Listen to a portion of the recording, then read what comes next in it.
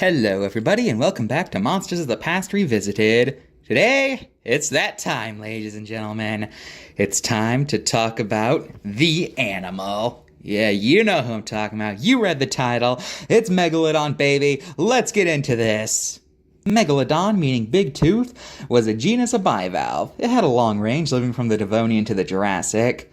Other than that, I'm not entirely sure what to say here. They're pretty much just clams. Not sure why everyone's so obsessed with these things. Well, that's all for this episode of Monsters of the Past. Join us next time when we talk about everyone's favorite three-horned face. Goodbye. Patrick, can't you see I'm growing a mustache? Just to see your face and something, a something, a something, something, a something, something.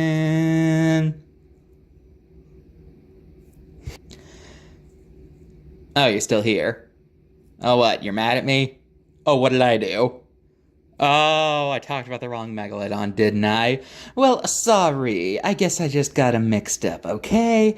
Okay, can you blame a guy? I'd like to see you do this for 5 years and not mix up an animal every once in a while. You know? Can I get a little slack here? Huh? Whatever, fine. This is Otodus megalodon. Megalodon means big tooth, and it was a member of the Otodont family, and it lived from the Miocene to the Pliocene in the oceans. And of course, it was a carnivore, because, you know, shark. Megalodon, as you can tell by its name, had huge jaws, but you see, because sharks have cartilage instead of bone, they don't fossilize very well.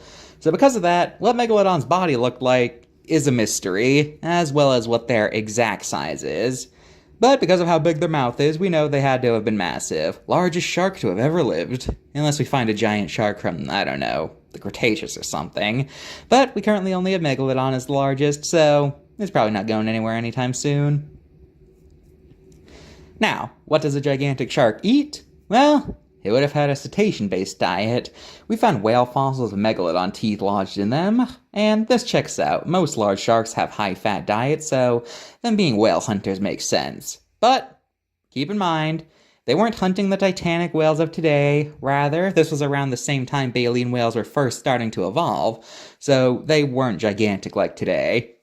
Another wrong idea people have of Megalodon is the idea it had no competition. That's not true. There were plenty of large sea predators during Megalodon's time, most famously the whale Leviathan, which is pretty equal in size and also built for hunting. So Megalodon wasn't this juggernaut that just ate whatever it wanted if nothing able to resist it. It was just a large predator, same restrictions as always, but Megalodon wasn't this unstoppable force in nature that Hollywood likes to portray it as. It was just a giant shark. And also, Megalodon probably wouldn't still be hungry after it ate an entire pod of humpback whales, but what movie would ever suggest that? Megalodon teeth are a very common find. They've been found for centuries. In fact, we have evidence that some cultures actually use megalodon teeth as weapons, which, that sounds pretty cool. Being attacked by a shark tooth arrow. Or wait, is that cool or terrifying? I don't know. After it was determined megalodon teeth represent an extinct animal, it led to the question of classification. For the longest time, it was thought megalodon belonged to the carcharodon genus, which is what great whites belong to. With some even speculating they were the great white's ancestor, because megalodon teeth do kind of look like a large version of a great white teeth, so this made sense. But as the years went on, this relationship was challenged, and eventually it was determined megalodon belonged to the extinct Otodus genus. They were still mackerel sharks like great whites, but they weren't as closely related as previously thought. Another mystery of megalodon is how it went extinct. For the longest time, the main theory was that when the Ice Age started, whales started moving further north, where it would have been too cold for megalodon to follow, and thus they died. But the current theory is that modern oceanic predators, like orcas and great whites, ended up replacing them. They ended up taking their food away, causing all the megalodons to starve to death, because they lost their niche. Ouch.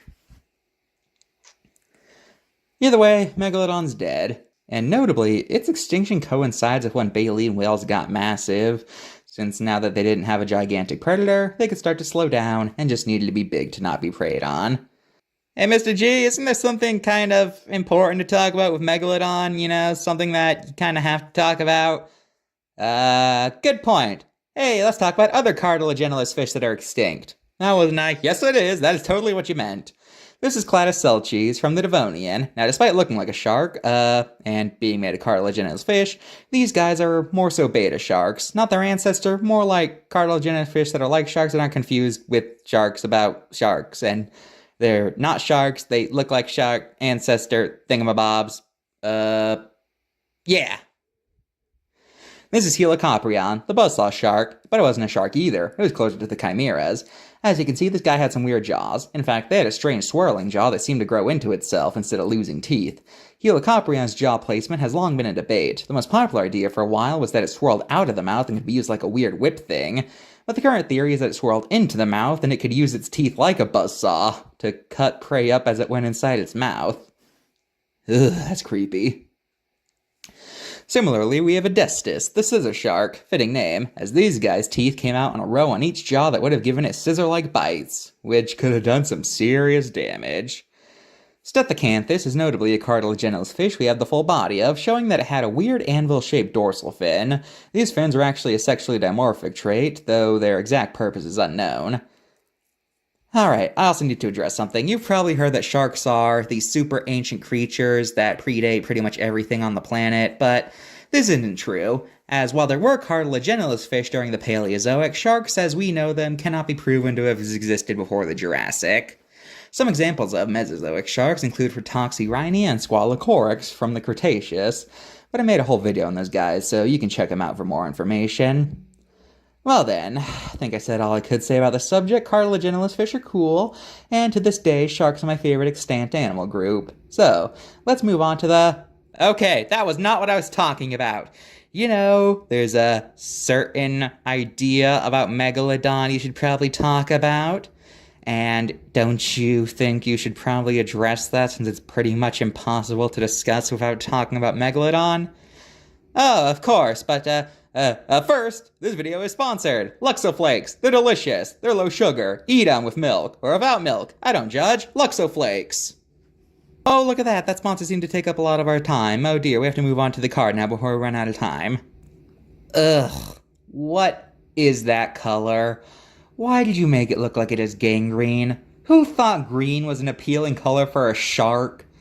Anyway, awful color palette aside, this card was made during the time it was thought Megalodon was the ancestor of Great White, and such, they're given the Carcharodon genus, so that's an error right there. Also, I'm trying to figure out what they're referring to with the claims that Megalodon hunted an 80-foot-long whale species. What species are you talking about here? Also, strangely, this card doesn't have a fun fact pop-up. That's odd, I wonder why they did that. Strange.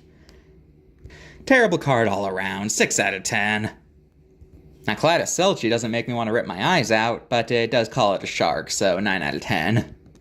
With Stethocanthus, again, it calls it a true shark when they weren't, so, again, 9 out of 10.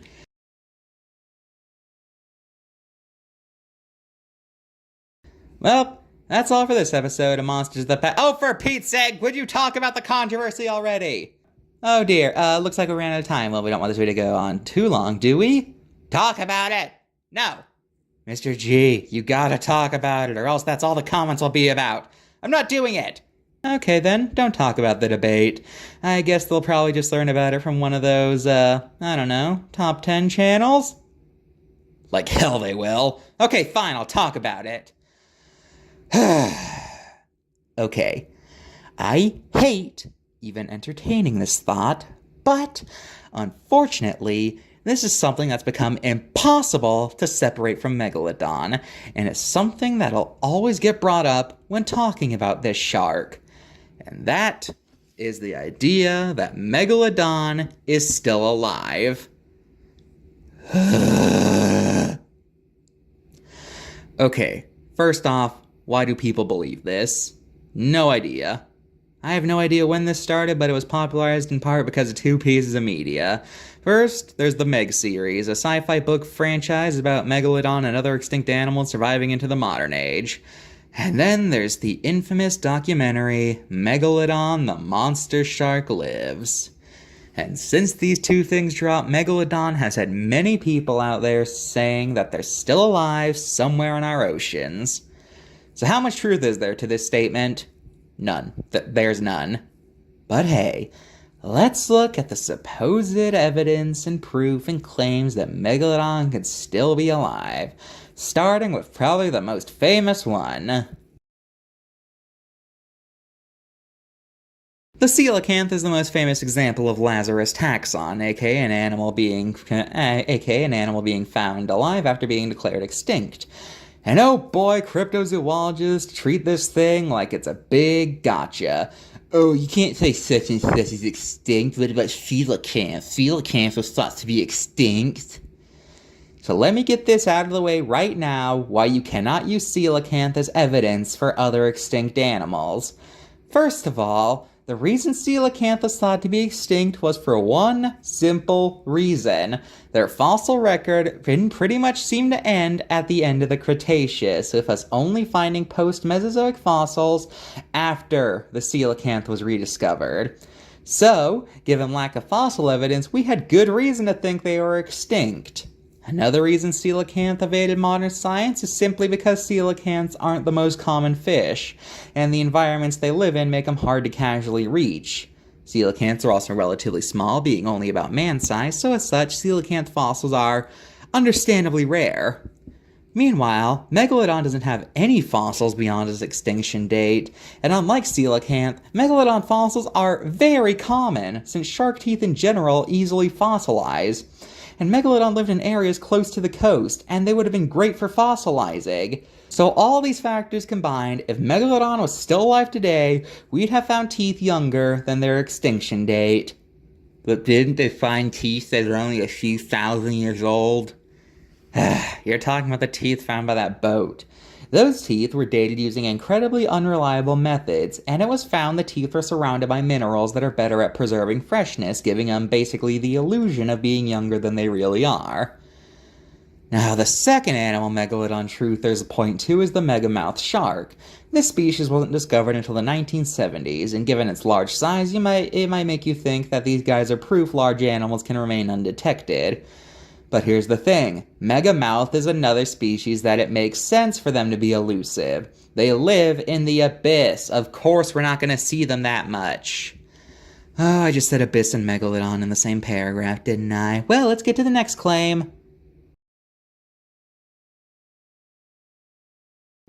Probably the biggest argument for how megalodon could still be around. They just evolved to be abyssal animals. Okay, let's talk about this. First off, why would this happen? Secondly, what's Megalodon eating exactly? Oh, I know, it's eating giant squid. Yeah, about that. That seems unlikely given Megalodon's mouth structure. Take a look at these. These are moray eel teeth and these are sperm whale teeth. Both of these are animals that primarily have cephalopod-based diets. Do you notice anything here? Yeah, that's right, they're pointed. Cephalopods don't have bones, so as such, it's easier for them to slip away from mouths of other predators. And as such, their predators need pointy teeth in order to get good grasps on them. Megalodon did not have pointy teeth, it had teeth designed to tear chunks of flesh off. So the idea that it could suddenly make a radical change to its diet with its current body plan seems unlikely. There's also the fact that the abyss in general is far less nutrient-rich than the surface, so as such, a macro predator wouldn't do well down there. That's not even getting into issues of pressure and things like that, so, yeah. Oh, also, one more thing. Let's say Megalodon did just become an abyssal animal. Guess what? All the chains it would have to go through to become an abyssal animal, like adapting to high pressure, low light environments, dealing with new prey, and less food in general. Yeah, at that point, all those changes, it would mean it wouldn't even be classified as Megalodon anymore. They'd be given a new classification. So, yeah. So, either way, Megalodon would be dead in that scenario. Yes, we've only explored about whatever percent of the ocean it is currently, but Megalodon, as is, would definitely leave evidence for its continued existence. It was a surface hunting animal that ate whales. It'd be a much more common sight than it somehow is. Oh yeah, Megalodon, the monster shark lives. Dear lord, this thing was a mistake. This documentary, created by Animal Planet for Shark Week, is fictitious. That's right, fictitious. It was meant to be a speculative documentary. None of the scientists shown in this film were actually scientists, they're actors. None of the evidence is real. It was staged for the documentary. These photos are not real. These videos are not real. It was all a hoax. This isn't even the first time Animal Planet did something like this, as they had previously made a fictional documentary claiming mermaids were real, but that the US government was hiding them because... In both cases, these documentaries were meant to be speculative biology. However, because they did a poor job at conveying that, and the fact that the documentaries acted like these things were real, you know what happened? Yeah, people believed them. Because the average person is easily convinced about things as long as you say it convincingly enough. Yes, you read that right. Some people say the story of Jonah from the Bible is evidence for megalodon. Now I know what you're thinking. Wait, wasn't he eaten by a whale? Well, here's the thing. The creature that ate Jonah was never actually called a whale. It was just referred to as a big fish. So, people were like, wait a minute. Whales aren't fish, but sharks are fish. The only fish that can be big enough to realistically swallow a man would be megalodon. Okay, two things here. One, during the time the Bible was written, whales were considered fish, and so at that point in time, classification was pretty much based entirely on appearance. So, if you looked like something, you were considered a relative of it, and that was that. Secondly, even if they somehow didn't think of a whale when they wrote this, it's possible the big fish was just meant to be some sort of biblical beast. That doesn't correlate to any animal we know of nowadays. And hey, why does no one ever say the big fish was a lead Zichthyes? That was a big fish. Actually, that's another point. Why is Megalodon the only one of its ilk people say is still around? People never say Leviathan's still around, or Obo whatever, or Obo whatever its face is called, or those aquatic sloth guys, or Zygofaster, Cedotherium, or any other Miocene sea creature. Please, enlighten me. What makes Megalodon so special that it's plausible it's still around?